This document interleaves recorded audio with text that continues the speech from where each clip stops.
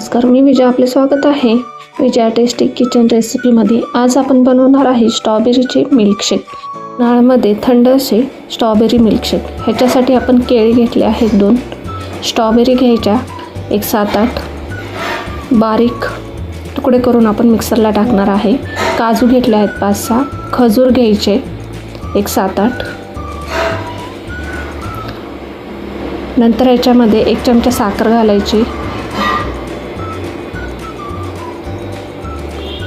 आणि दूध टाकणार आहे आपण 2 कप. हे सर्व मिक्सरला बारीक करून घ्यायचे.